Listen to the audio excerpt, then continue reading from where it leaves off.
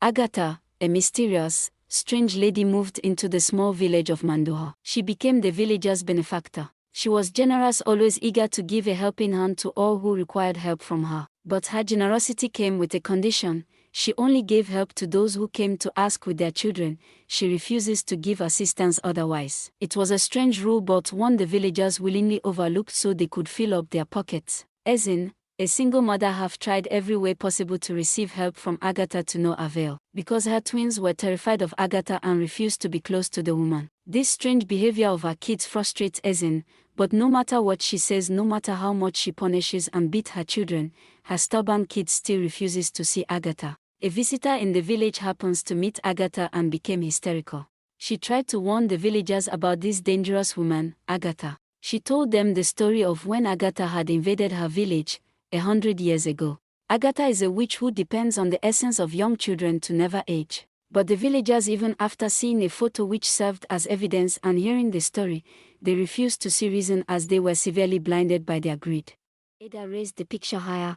This is the only picture of Sari taken. She have come to your village with sinister intents. Your children are in danger. Please send her away, or better yet, to the proper authorities, Ada shouted frantically.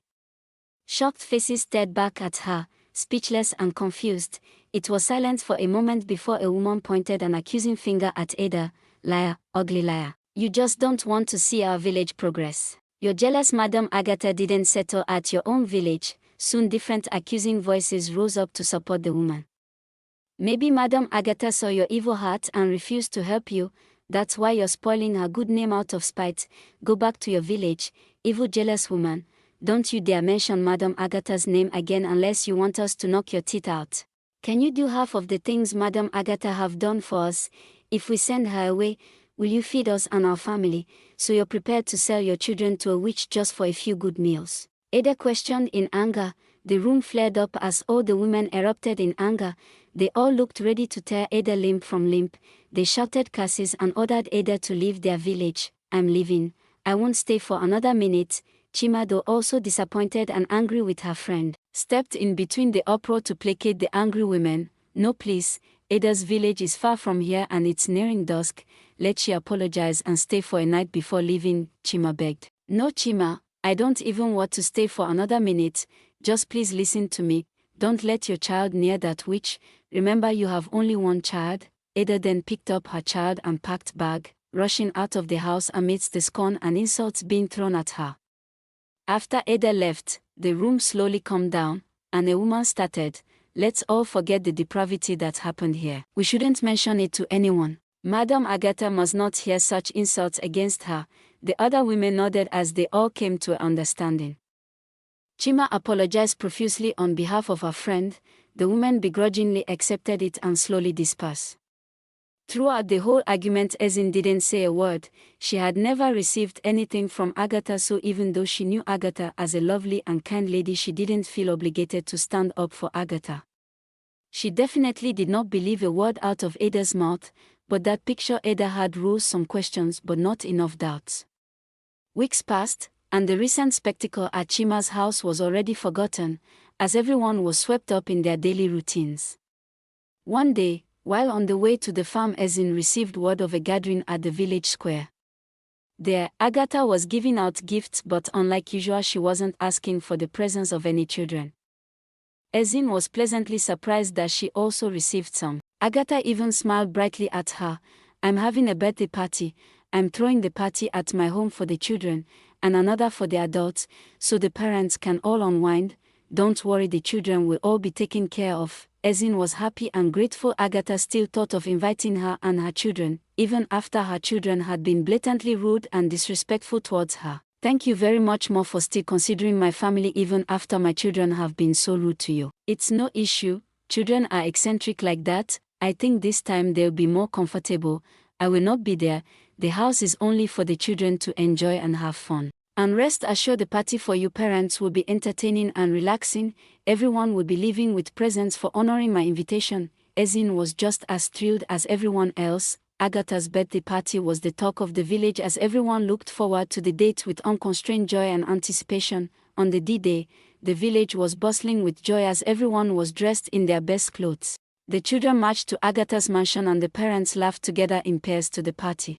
In Ezin's home there was frustration and fear. Once her twins knew they were dressing up to visit Agatha's mansion, they cried loudly, refusing to go, no matter what Ezin said or how much she threatened them. I don't know why you both dislike Madam Agatha so much, but I've already explained she won't even be at her house, so what's your problem? Before, the children had only been scared to be around Agatha, but now they didn't even want to be near her mansion. Mom, Madam Agatha is terrifying. She keeps trying to catch us in our dreams. She said if she can't catch us, you'll bring us to her yourself, and that's what you're trying to do, Mommy. Ezin's daughter cried while her brother nodded beside her, tears also trailing down his face.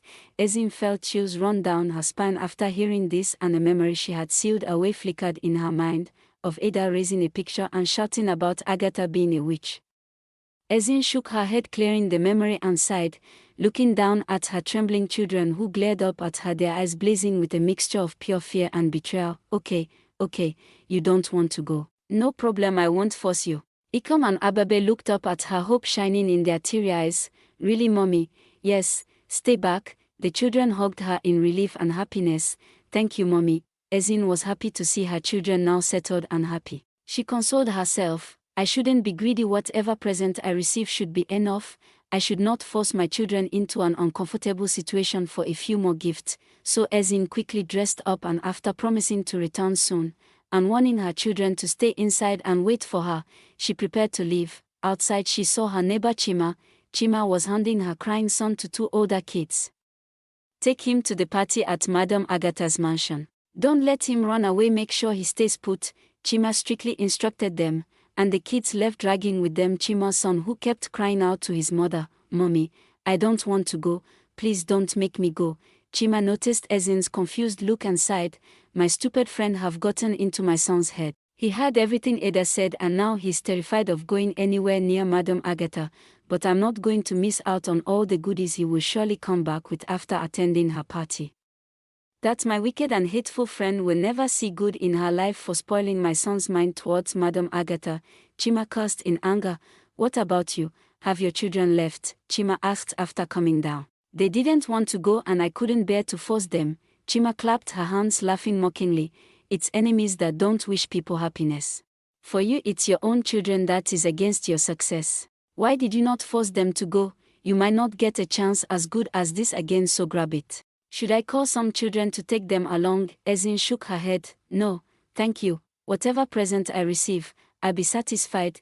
Chima sneered at Ezin, still throwing mocking remarks, but Ezin ignored her.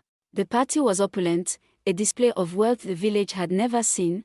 Under high colorful carnivals were rows of chairs and tables stacked with endless platters of snacks and drinks. As spacious as the carnivals were, it started filling up quickly as the villagers arrived in groups, deep admiration and respect evident in their expressions.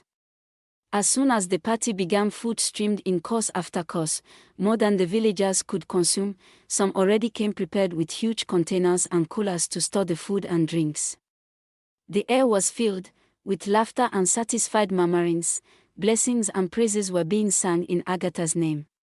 The next morning, as the sun rose from the east, its gentle rays settled over the village. And one after another the groggy villagers roused from their sleep, with all their thoughts and memories blurry, and a weakness to their limbs they couldn't explain.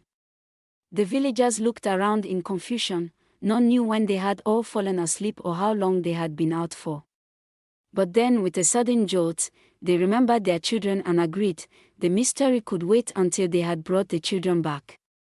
But the mansion was empty, the children nowhere to be found. Panic quickly set in. The villagers ran about like hens that have lost their heads, screaming and crying for their children. Ezin heard of the commotion and quickly ran to search for her own children, and to her greatest relief they were safe and sound at home. While Ezin was busy hugging her children and crying in relief, the desperate wailing of her neighbor reached her ears. Where is my son, my only child? Help me find him. I will not survive without my child. The village was thrown into chaos. All the children excluding Ikom and Ababe were taken by the evil witch. Proper authorities were alerted and quickly mobilized. The search continued ceaselessly, but despite the effort and extensive search, not a single hair of any of the children was found. The villagers found out about Ada's warning and how it was carelessly discarded. Though everyone involved were cruelly punished by the village head, the scorn and hatred faced from the villagers was the true cruel retribution. Forever broken by their guilt and the community's unforgiving hatred, they were never again able to lift their heads. The only one exempted from the villagers' wrath was Ezin, and that was only because of the grace of her children, Ikom and Ababe, the only survivors and now the only future hope of the village. They also served as a reminder of the villagers' greed, the greed that had cost them greatly. The entire village had been broken by their loss, their collective grief a heavy shroud woven with guilt. They had blindly revered the one who stole their children, their joy, their treasure. The sight of these two remaining survivors was both a searing reminder and a fragile bomb. The children were not theirs, yet the villagers' lost sentiment immediately transferred, fixing upon the pair with a desperate devotion. They didn't seek to possess them, they sought atonement. The twins were adored, loved, cherished, protected. They became an irreplaceable treasure of the village, living relics of a tragedy that must never be repeated. Every gentle touch, every gift of food, every quiet moment of vigilant protection was less an act of charity and more a heavy, unending penance for the devastating silence the villagers allowed to fall upon their own homes. The guilt alone demanded this fierce, unspoken servitude. Thank you so much for watching. What are your thoughts on the story, the characters, the lesson? Please don't forget to like, share and subscribe for more. Thank you and see you on the next video.